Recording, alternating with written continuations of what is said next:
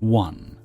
Some background: I used to work in computer operations, then IT support for a bank based somewhere in Scotland. Every year, one or two of us would go down to sunny Slough to mingle with our counterparts in banking, education, and someplace where the guys had been told to say they were from Cheltenham Ladies' College, and definitely not the nearby donut-shaped secret government agency.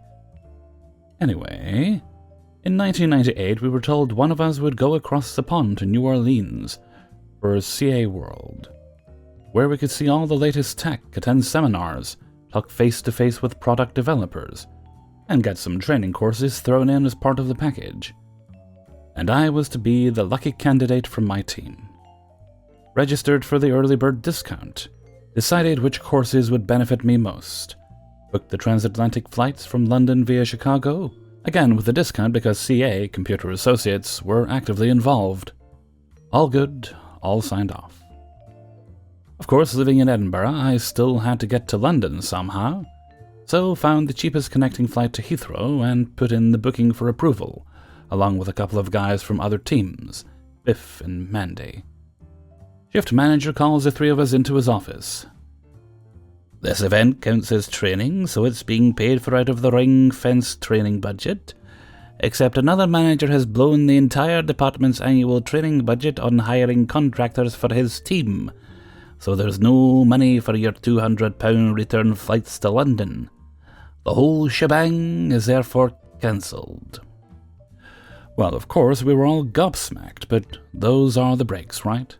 Shit manager says there's nothing we can do about it, so we should just move on. A week or two before the event was due to take place, Biff dropped by my desk and asked if there were any CA seminars I'd like him to attend on my behalf. Excuse me? WTF. Oh, I went over shit manager's head and got my senior manager to reverse his decision.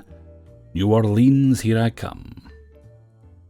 So I decided that I should indeed move on. I updated my CV, resume, and sent it off to a couple of agencies on the Thursday before Easter.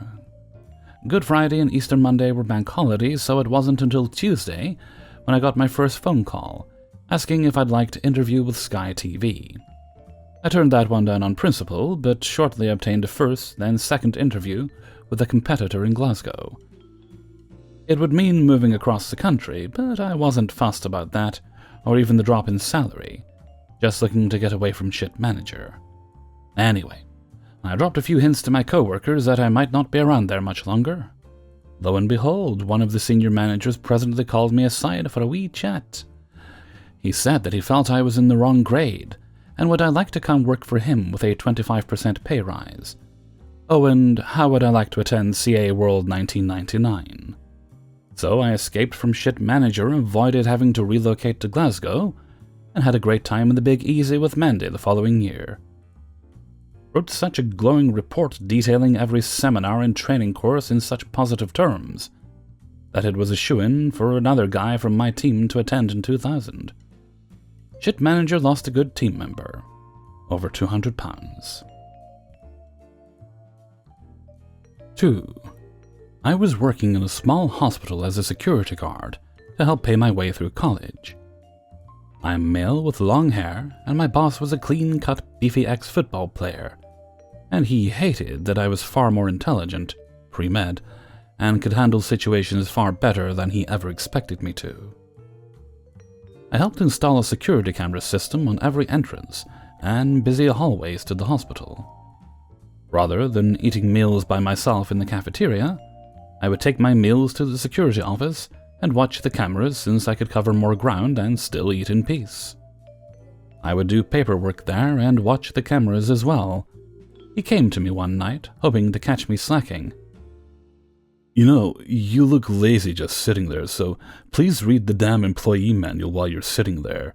You might actually learn something." So one night I got bored enough to pull down the employee manual and read it between my rounds. Sure enough, they weren't paying us for on-call time.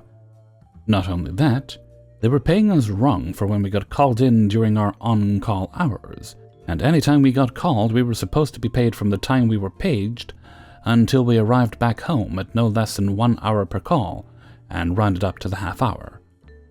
I promptly photocopied the page, highlighted the section, placed a copy in each guard's message boxes, and across the hall on the Human Resources lady's desk. I even printed off the timesheets and corrected it for proper pay I was owed, $700 or so, from the past 2 years, and left copies in HR and my boss's desk. The next day, during my day off, I received a call from our secretary saying I needed to come in immediately. I walked into the secretary, just smiling at me, my supervisor grinning from ear to ear, and my boss mad as hell. I sat quietly while he berated me about this BS move I had just pulled, to which I replied, "I recall you told me to read the employee manual so I don't look lazy." So I did. At this point, he was threatening me and screaming so loudly he could be heard way down the hallway. He was threatening to fire me for insubordination and a list of other infractions. I simply stared at him and said, "I think we should talk to Human Resources," stood up, and walked across the hall with him screaming at me the whole way as he stood up to follow me. I knocked on the open door. "Hey, Rhonda, did you get my memo and corrected timesheet?" She simply smiled and said, "I sure did. I'll cut your check as soon as I can." "And did you catch Larry threatening to fire me for reading the employee manual like he told me to?" "I sure did, hun. And you don't need to worry about your job. You're safe here. And if you need to file a complaint, we heard everything." I turned around to find Larry fuming and red in the face. He turned around and walked out of the hospital to go cool off. Our secretary, my supervisor, and HR all just stood there and broke out laughing. I looked at our secretary and said, "Could you please log my hour for the time I had to come in for this?" Best $700 check I ever cashed. 3. A couple years ago, I used to work at a call center for a popular company by the name of Netflix. I'm only name-dropping because nobody works at that center anymore, due to the fact that they laid everyone off who didn't want to move to another state. You would not believe the amount of abuse and stupidity I would have to deal with, unless you've worked at a call center, that is, on a day-to-day basis. Questions could range from, "So when do you guys install the Netflix?" to, "Can you just make an account for me?" With my personal favorite being, "What's this email you're talking about? I only have Gmail." And the worst being, "How could you take money from my account now? I can't feed my children." Anyways, dealing with abusive customers and having the entire site closed down eventually takes its toll. And near the end, I had little empathy for customers who were rude to me. There was one thing I loved about working there, however. We never had to try to keep customers or upsell them anything. And as long as we did the job correctly, our team leads would almost always back us up if a call was escalated. Then Netflix had its price hike and wasn't able to stream on older devices anymore due to technical issues. You could not imagine the amount of people calling to threaten to cancel because they believed we had the power to individually accommodate their wants and needs. Cue malicious compliance. I had this particularly nasty lady whose account was on hold due to lack of payment. She initially called because she was outraged she would have to pay $2 extra in 3 months when the price hike took effect. Once I informed her she couldn't stream anyway due to lack of payment, she yells, "What if I just go ahead and cancel my account then, huh?" And like everybody else who threatens this, they severely overestimate my ability to give a damn. She had already stated that she wanted to cancel the account, and that was all the permission I needed to close it. So after her threat, I tell her, "There's no need, ma'am, I've already taken care of it for you." In my cheery call center voice that I only reserve for children and irate customers. She explodes at me and demands my supervisor. Now, like most call centers, all our calls are recorded, and our supervisors can go back and listen to any call. Since she had stated she had wanted to cancel, albeit maybe a little sarcastically, I was in the clear. Turns out she really didn't want to cancel, but since her account was officially closed, she would not only need to pay the original amount to restart it, but the new price hike as well, since the system recognized it as a new account, whereas old accounts were slowly being price changed. 4. This happened during my senior prom years ago. I am male. Originally, I didn't even want to go to prom, and I would have been fine if I hadn't gone, but a girl asked me out. I said yes, but between her asking me out and us actually going, there was dumb high school drama. Basically, I blabbed about a secret that turned out to be a flat-out lie on her part. Come the day of, she was already annoyed at me. When she shows up, much to my surprise, she brought her friend with her, Amelia. Amelia and I had never gotten along from day one. I don't know why my date thought she could bring a third party without asking me. We go out to dinner, and things are going okay-ish. Amelia then gets a text from some guy saying he was in the neighborhood and wanted to chat. My date says something's up with her hair, and we need to buy a hair product. We go into a pharmacy while Amelia waits for the guy. When we come out, we see this guy, and he's literally homeless. A homeless guy chatting up a girl in a prom dress is the most bizarre thing I've ever seen. We get back to the car, and she fills us in. The guy was in the area because his sister's boyfriend was cheating on her, and he was going to beat him up. One of the reasons I didn't like Amelia was the people she hung out with. My date then tells me to try some watermelon juice. I drank it, and it had vodka in it. She knew full well I don't drink or smoke, so she had to trick me into drinking alcohol. Obviously, I take one sip and then put it down. She wasn't the last girl to spike my drink, so I don't drink anything at parties anymore. I don't care what other people do with their lives, I just don't want that crap inside of my body. And for some reason, people take issue with that. She then drives us to a random neighborhood, where a former classmate shows up to sell her weed. Another thing she failed to mention. In fact, she had explicitly stated that she wouldn't smoke that day. By this point, I'm just irritated, and I'm not even looking forward to prom anymore, but on we go. We pick up yet another friend she didn't tell me about, but this one was actually a decent human being, so I didn't have a problem with her. To be honest, the few minutes she was in the car with us were the only ones I didn't loathe. Prom was being hosted at a Marriott hotel. What none of us knew was that it had valet parking. My date and Amelia were planning to smoke in the parking garage and then walk up, but this put a wrench in their plans. She couldn't hand the car with weed in it over to the valet, and she couldn't walk in with it in her hand. They decide they're going to park 2 blocks away and then walk back. My date turns to me. "Is it okay if we smoke in front of you?" "No." "Then leave." So I did. I left the car and walked back to the hotel by myself. Once I got in, I ran into a guy friend, and he led me to a table where our friend group was sitting. I realized that I hadn't talked to any of these guys in months. My relationship with the girl had taken over my life, and we weren't even a couple. We were friends. Somehow, without realizing it, I had given up about 12 good friends for this one girl. When I got to the table, they all welcomed me like nothing was wrong. Most of my friends were single at the time, so we just danced with each other. I barely danced with any girls, but I was okay with that. I just had fun with my friends. I didn't talk to my date the whole night, and I haven't talked to her since. I don't regret it one bit. She and I ended up going to the same community college, so I kept seeing her for a while. We never spoke, though. I have no idea where she is now, and I'm happy with that. A few years ago, I told my sister this story, and she told me I was a loser for doing that. Meh. 5. During my time in the Navy, I absolutely hated getting posted ashore. The shore posting I got sent to was a workshop on the base that had too many people and not enough work. On my second posting there, they had got rid of most of the useless people, but there were still too many people with not enough work. I got assigned to one of the subsections where, for the most part, we got left alone as long as the work was done, so that was cool.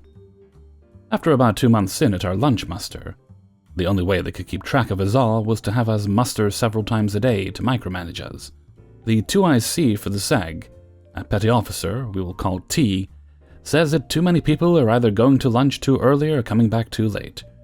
Your break times are listed, you must follow them to the letter. 2 days later, 10 comes around. Time for stand easy. The guys I work with usually just had our short break in our workshop as we got left alone out there. 10:02, a new seaman to the unit comes in and says to me, "Yo, T wants to see you." I gave him a thumbs up, as I had a mouthful of biscuit and watched him walk away. I then reached for my next biscuit. My teammate asked if I was going to see the PO. My reply, after stand easy. At 10:19, stand easy ended at 10:20, I walked into the office. The first thing I heard, "Where have you been? I sent Seaman Newby out to get you 20 minutes ago." My reply, "But you said to me on Monday we had to adhere to our break times."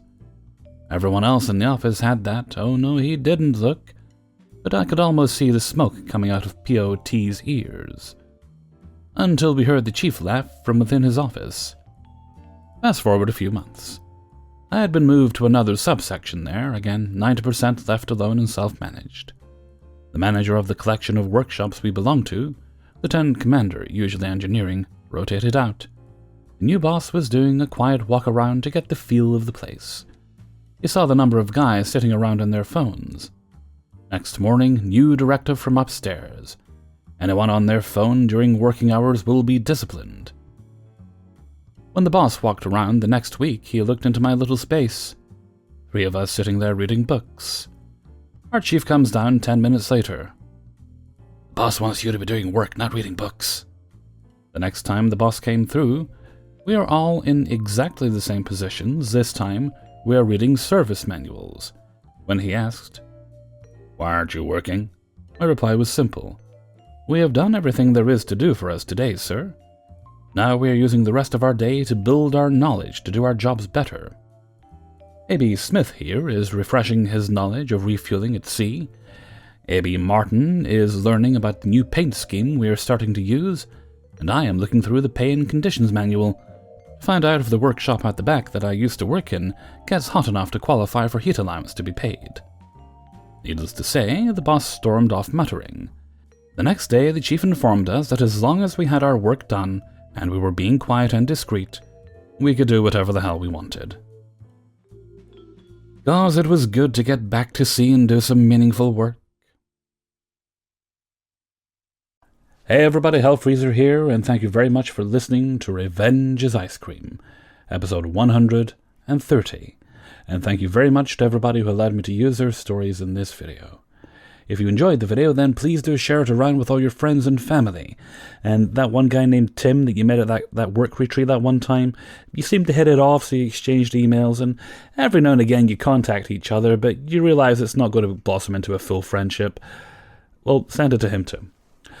Right, where are we? There are no shoutouts today, but special shout out to the Hellfreezer community for keeping Hellfreezer going and sane, for keeping a roof over his head and a floor under his feet, because those are both good things. The walls are great too, because quite frankly, if you guys weren't watching, I'd just be talking to myself, like I did before I got a microphone.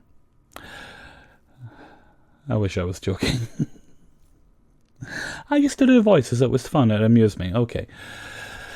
Where are we? What day? This is Thursday, I think, isn't it? Yes, it is. Oh, I'll need to remember to bring my bin in later. That's nothing to do with the video, I just remembered I took it out last night. I'm being a good Hellfreezer. I'm using all the recycling bins we have. We've got like 4 of the bloody things. Right, okay, that's all good there. There is a new Phasmophobia update out today. I don't think I'll stream it, but that means we'll probably play a little Phasmo at the weekend, seeing how I'm feeling. And I need to figure out, getting today's video done a little bit early, so I need to figure out what I'm doing for groceries this week. I've gotten so used to getting deliveries, but it's so much better if you just go out and do it, isn't it? Anyway, okay, that's enough rambling from me. So with that, was that everything? Oh wait, no, there's a question. There's probably a question. Okay, speaking of deliveries, let's keep it that way. Food shopping. Do you have a preference? And it's kind of like the question I asked the other day about the building houses and that. There's not really good or bad. There's benefits to each of them. Do you have a preference for getting your groceries and such delivered? Or must you always go into a store and do it? I like getting things delivered, but there are limitations to that. It's actually a lot cheaper, I find, if I go out and do it, because I can go to different places, tend to have a bit more variety. But what do you think? What's your preference? Or are you in the unfortunate situation where maybe, like my local town, really well stocked in terms of places to buy food. Great choice, actually. Plenty of frozen food shops, supermarkets, a couple of those kind of Dollar Tree equivalents. No actual Dollar Tree, but same idea. Are you in a town where basically you've got one store and they don't do a delivery? Because I know some people like that. So what is your preference? And with that, I'm going to stop rambling, head off, get this video made, then I'll decide what I'm actually doing for my groceries this week. And with that, I'm going to head off for now. So until next time, thank you very much for listening, and take very good care of yourselves.